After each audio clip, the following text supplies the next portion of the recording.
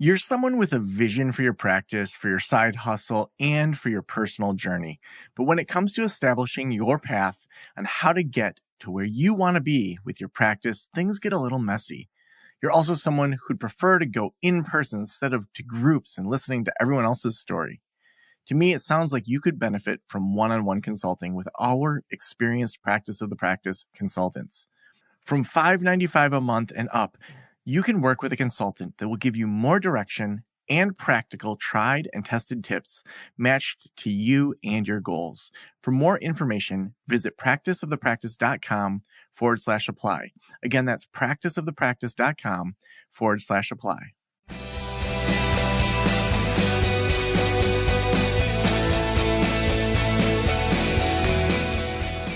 This is the Practice of the Practice podcast with Joe Sanok, session number 1136.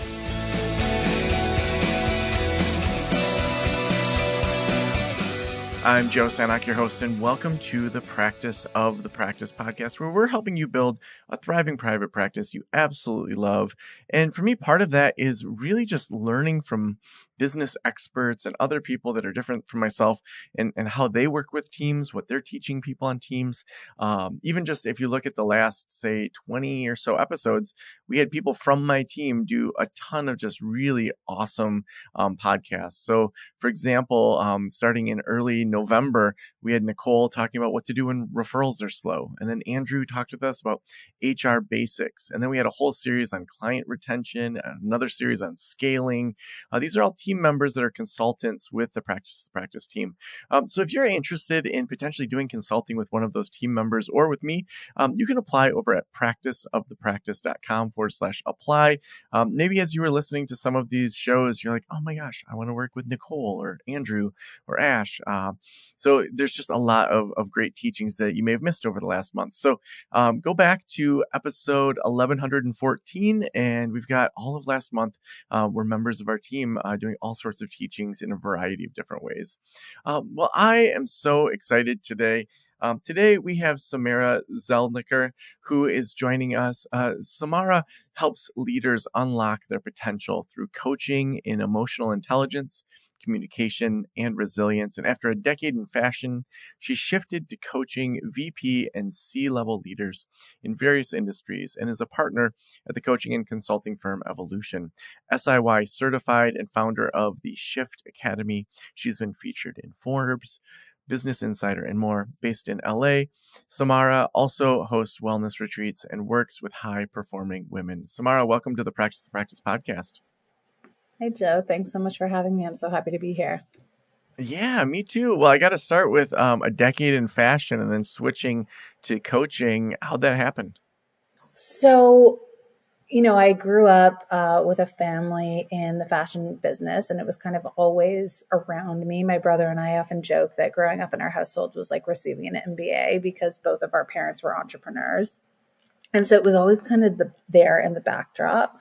I actually studied psychology and dietetics in university and, decided to go into the family business and do that for, a little under a decade. And as I mentioned, ultimately I learned so much about what it meant to run a business. And I'm so grateful for that because there were so many different facets from sales to marketing to, running a profit and loss sheet and budgeting and traveling. And, it had kind of all those trappings of success and ultimately was being groomed to take over the company. But I realized actually, I was traveling for a sales meeting in Brazil and I stepped down. I was at the airport to board my flight home and I broke my foot completely out of nowhere. And what that did for me was it made me realize how important health and wellness was in my life when I couldn't move, right? When I couldn't be active. And that set me on a journey of self-discovery. I ended up enrolling in a yoga teacher training once my foot was healed. And from there, starting to teach yoga. I was a typical A-type person who I was like, I'm not going to actually teach. I'll just get better at yoga. I had a practice for 10 years that was never spiritual. It was only ever physical. And once I did that training and then I did a service mission in Africa, I was like, wow, this is so powerful because a lot of it was actually really rooted in leadership development. And it created such a massive shift in me. And then just the experience that we had with all the other teachers and the participants in the program was so significant that I ended up leaving my job in fashion and starting my company, Mindfulness Matters. And that was like over a decade ago. So Mm. I think, it was a bit of life experience. It was a bit of allowing and giving myself permission to do what was there. A lot of the work that I do with clients now, I always call it unlearning as opposed to a learning, right? Because a lot of times we put so many conditions on ourselves of what we think we should do or be. And so my natural path was to work in this business and take over this company and, have X, Y, and Z. But that wasn't like my truth. And so I think part of that was the allowing process and what it took for me to get there. Yeah, I think that's awesome. No, I think a lot of people when they start to shift into something different, especially therapists, they feel like, I have to go to school, I have to get all the trainings, I have to do all these things, and then sometimes, it's just as much people and opportunities you see. When you were starting to shift towards doing coaching with VP and C-suite level leaders, was that something that you knew you wanted to do pretty quickly? Was that something that you had to kind of build credibility in that space? Like, what did that look like? Well, I started my coaching practice. So I got into the wellness space, as I mentioned, through yoga. And, when I got in through that modality, it was very rooted in leadership development. So although there was an asana or a movement practice, it was also like, how are we shifting the way you're thinking about things and ultimately your actions and ultimately your life?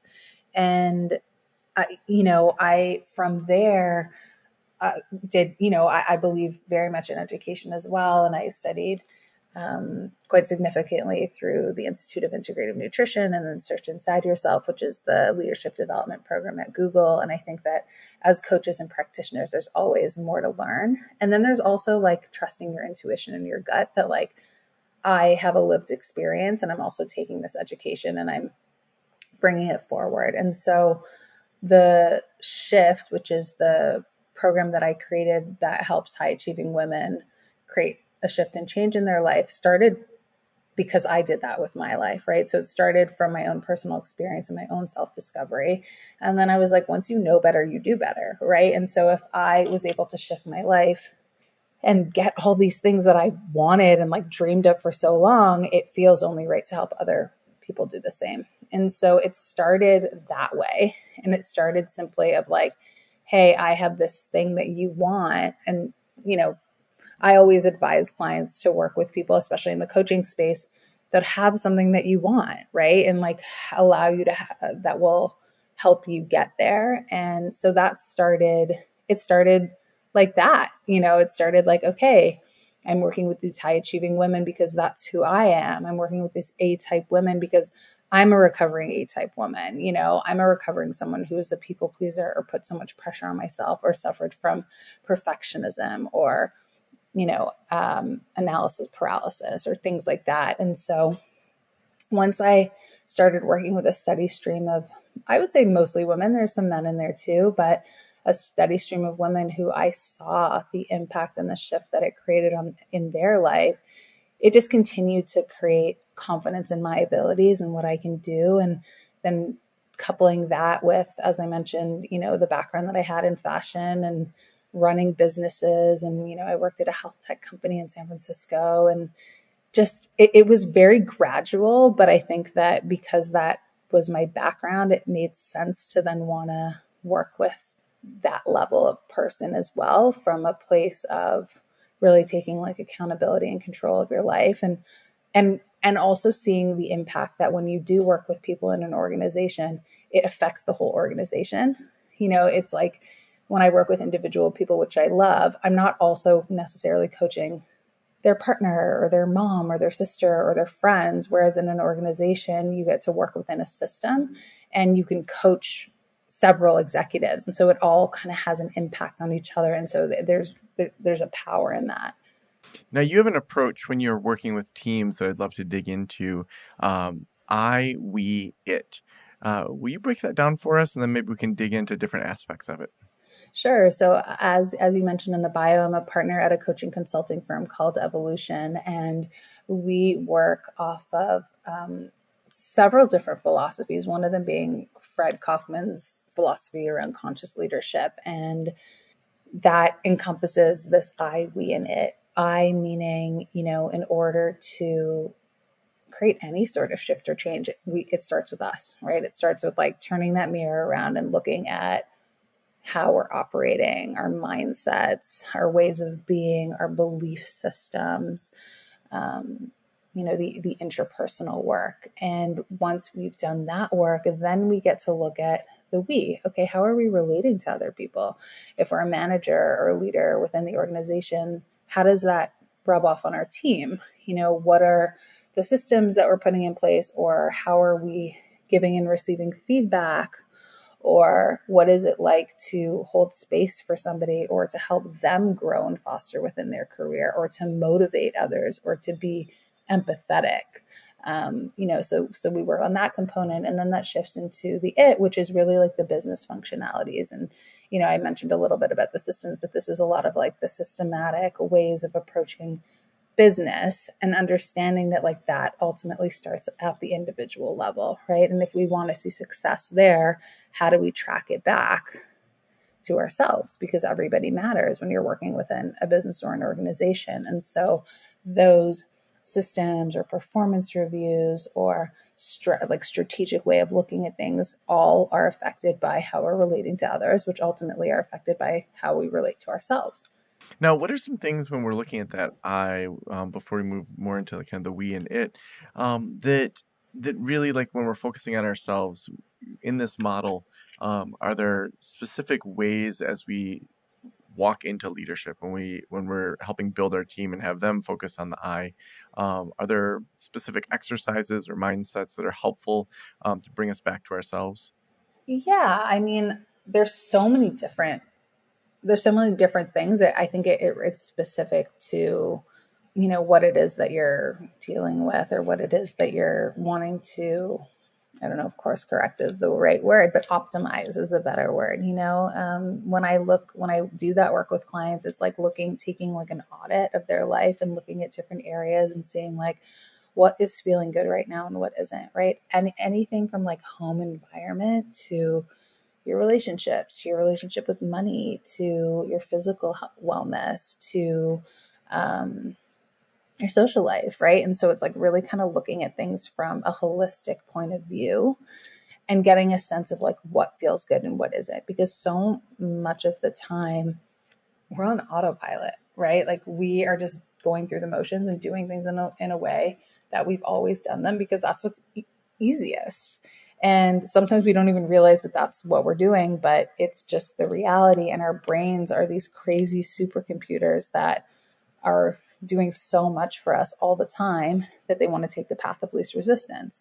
And sometimes that path of least resistance is a story we've been telling ourselves for 20 years, and as a result of an experience that happened when we were at this foundational age of 2 to 6, and maybe our parents or someone didn't pay attention to us in the way that we wanted, and we made that mean that we're not valuable or we don't have that level of self-worth. And so part of it is the excavation process of understanding like where am I telling myself a story versus what's real. And then also, where are my actions supporting that? I work with a lot of women who are like on the verge of burnout, or are in this place where they haven't set boundaries at work because they don't feel like they can, and they think that they're in that place for a reason. And although that belief has gotten them to a certain place, it's also not what's going to get them to the next level because it's not working, right? I use the example often. If you have too many tabs up on your computer, it's just going to start to run really slowly and ultimately will conk out. And so it's getting a little bit more clarity on some of those behaviors that you've adopted and ways to do that. So like practices are, not reinventing the wheel. I say this to everyone. It's like people have been doing this for thousands of years, but it's introspection practices, right? It's like adopting meditation or journaling, or making sure that you're getting time alone, or getting out in nature, or moving your body, and so it's coming back to some of those fundamentals in order to get a little bit of space.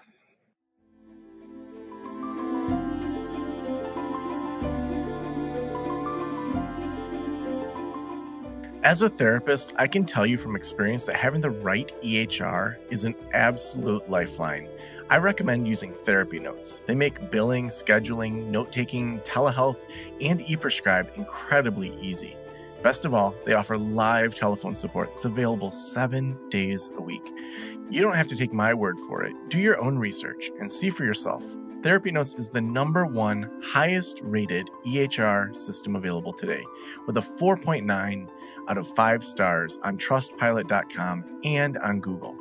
All you have to do is click the link below or type promo code Joe on their website over at therapynotes.com and receive a special 2-month trial absolutely free. Again, that's therapynotes.com and use promo code Joe on the website. If you're coming from another EHR, Therapy Notes will also import your demographic data quick and easy at no cost, so you can get started right away. Trust me, don't waste any more of your time and try Therapy Notes. Just use promo code Joe at checkout. Now, when we move into more of the we, when we're looking at teams and development, tell us about that. Give us a big picture, and then maybe we can kind of dissect it a little more. Yeah, absolutely. So, if we look at the we component of things, it's like we're all, especially when you're working within a team or an organization, it's like we're working together. We don't want to work in silos, right? That's the whole point, is that there's collaboration, there's cross functionality between different teams, and that it's like all of us working together that create this final product or service or whatever it is that we're really proud of. And having that piece or that component to what we're doing like all sync up has a lot to do with our self-awareness practices, right? It has a lot to do with like how we're approaching things, because ultimately, as someone in leadership, let's say you're managing a team, there are going to be situations where you're feeling triggered, or there are going to be situations where there's miscommunication, especially if you're working in a hybrid workforce, which so many of us do in this day and age, and things can be misconstrued, and all of that happens. And so it's coming back to, okay, well, how do we want to approach this? And what does it look like to like almost like step into an observer mindset and understand like what's happening, as opposed to like only taking something personally or reacting in a way that we're not proud of. Yeah, so there's, that's kind of just one example, but things like that happen all the time, because what makes up a business is people, right? And what's making up people is feelings and emotions and ways of being, and like I said, stories, and deciding between facts versus fiction, and just having a little bit more clarity there. Now, when we're looking at kind of bridging the we, what are some kind of things that, especially therapists that have private practice teams, so we're talking, they may have 10 clinicians, 20 clinicians, so it's kind of starting to get maybe a little squirrely. The things that they did when they're growing from 0 to 5 or 5 to 10, a lot of that's kind of bootstrapping. When they start to look at larger teams, a lot of our practices may max out at 50 to 100 clinicians. What can they do to focus in on that we a little bit more? So when we think about the we, it's really also coming back to, what results you want to have? What does fulfillment feel like? How effective are you for your clients, or, depending on the service or product that you're offering? And so I think it's that comes back down to the I and the we, which is your values and your systems and ways of thinking about things. And so it it all ties in one to the other. And so it's a way of getting clarity when you're looking at it from a strategy perspective of like, what would success look like, and how do we base this on the things that are important to us? Now, when we're looking at kind of building that DNA as a team, what are some of the things that kind of help leaders be able to identify that? Because I think that the vision maybe I had for my counseling practice before I sold it. I had this view that this practice, people can show up, they can make money, they can go home. We're not going to be some family that hangs out and wastes a whole bunch of time outside of the actual kind of billable hours. And in retrospect, I think I missed out on some relationships. I missed out on more emotional connection with my team. Probably people are more willing to just jump to another business because of that. But as the team grew and grew, different people had different ideas for what the DNA of the team should be. What are some ways to navigate that sort of thing? Well, I think it's really important to like set foundational work at the beginning of starting any sort of business. So that's like vision, values, mission, right? And so that can be something that, like, if it's your business you create, I always suggest doing something with like a founding team, right? Because ultimately, when you get clarity on values, mission, and vision, then you can apply that to things like hiring and onboarding. You can apply that to things like performance. You can apply that to things like, um, you know, management processes or technical formats. And so getting clarity on that from an early on stage with your founding team is important, because then you're making sure that what you're putting out is like what they're picking up, so to speak. And then as your team starts to grow, you're attracting in other people who are in line with those philosophies as well. And so I think it's really like anything, it's about setting a really clear groundwork and then reevaluating, right? Like coming back and, like, maybe in your mind, like you said, hey, I wanted to create a space where people didn't have to stay extra hours, and we were putting that time and energy into billable hours, but maybe the people on your team actually like really wanted to feel a sense of belonging, or like they were a part of something, or like they did have this family dynamic, or maybe they didn't, right? But that's where you get to check in and see, and then have an understanding of, do I want to adjust this, and do I want to bring that back into like the interpersonal or the we piece of it, where our communication style changes, or we're creating more of a culture internally, or the quality of our relationships are deepening because that's actually what people want. And so it's a foundational process that we're constantly iterating. And then what's the it from the I, we, it?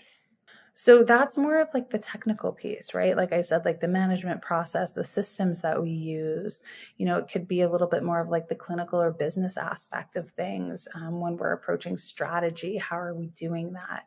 And so, when we think about like, it comes back to like what we then have as a business, right? Like the results that we're creating, or the effectiveness that we're having on the market, or that level of fulfillment.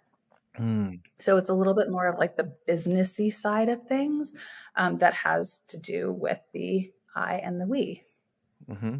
So when people maybe aren't focusing on I, we, it, what does that look like when they're doing it poorly?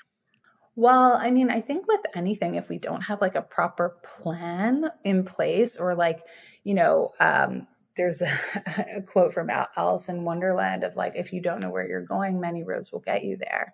And so when we think about that, and like that, we actually use that quote often when we're setting up OKRs with companies, or like objectives and key results, is it may not look the way you thought it was going to. And that's also okay. But there may be issues with hiring and firing, like you're not attracting in the right people, they're not the right fit, there's like time wasted, people aren't feeling like they're a part of like a culture or a zeitgeist that they're really proud of. Ultimately, that's then affecting the results on the clients or the patients, right? Because there's a misalignment in values or in systems that you're using. And so I think that a lot of time can be wasted. I think that there's like a miscommunication ultimately to the end user. I think that the people that are on the team can also not have a strong identity or sense of connection to the work that they're doing. So I think it just kind of becomes a little bit more chaotic from a cultural perspective. Mm. And what are some examples of teams you've seen do this really well? Well, there's so many different, like, I have a lot of clients that I work with personally who are investing in this work, and who have seen such a difference in their own leadership style by like investing in coaching, and also investing in doing leadership development as a team. So, like, what that's doing is it's creating a shared dialogue, right? Because, like, often when we're team members, we think sometimes we think we have to know everything, right? Which is like totally not true. Also, we can be like promoted to a role or position, or be brought on, and we may be really good at the technical aspect of it, of like doing that like digital marketing, or doing that, specific title or role, but we're less good at managing people because we never really learn how to do that, right? Or we're less good at sharing our own vulnerabilities or asking for help when we need it because we weren't really taught to do that. So a lot of the times it's the technical skills that may get you in the door, but it's really the learning on EQ that helps you rise. And so it's teams that I see that are investing in this kind of work and willing to get vulnerable with each other and saying like, yeah, okay, we never really learned this stuff. And like we have an overarching goal that we want to continue to grow and learn and expand. And we want to do that together. And so we're making this a priority. And yeah, like at Evolution, we've worked with really big systems like Slack and Dropbox and radiology partners, to smaller businesses too. Like, we work with Bill and Melinda Gates Foundation, and, I'm working with a great ultrasound tech school right now called Smith Chasen College, and then another organic chicken farming company called Pasture Birds. So there's just, it kind of runs the gamut of small to medium sized companies who are doing this and doing this well because they understand that it's such a viable part of creating culture, which ultimately leads to so much positive within the business. Well, the last question I always ask is, if every private practitioner in the world were listening right now, what would you want them to know? I think it would be something about getting out of your own way. So I think that as practitioners, we are vessels, and we're there to hold space for people. And anyone who's chosen this career path is clearly someone who's empathetic and wants to help and like wants to see their clients thrive. And I think that sometimes we can like get in our own way of that by thinking we need to like know the answer to everything or, say the right thing or whatever that looks like. And I think that like having some humility, like if you don't know the answer, even though clients are rarely coming to us for answers and really just coming to us to hold space or be that sounding board, it's just owning that and sharing that. And then also like understanding that people don't always get this opportunity to just like share their innermost thoughts and dialogue with somebody else. So that in itself is just such a powerful tool and practice, and it's enough, right? So I think it's just a reminder that, getting out of your own way, what you're doing is amazing. You're creating and holding this space for people, and there's always more to learn and more to do. And as I mentioned, I'm a big fan of education and continuing that, but it's also powerful to stand in your truth and to own what you do know. So awesome. Samara, if people want to connect with you and follow your work, where should we send them? Yeah, so I'm most active on Instagram. I'm at Mindfulness Matters. Also have a LinkedIn profile, which is my LinkedIn and my name, first and last name, Samara Zelniker. Yeah, that's where you can find me. We have a mindfulness toolkit on our website, which is mindfulnessmatters.ca, which is a great way to kind of just get to know us a little bit better. And then we have wellness retreats that we host. So we have another retreat coming up in Costa Rica next year around this time. So you can sign up, you can apply for that if that feels resonant to you. And yeah. Wonderful. Well, thank you so much for being on the Practice of the Practice podcast. Thanks so much for having me. It was a pleasure.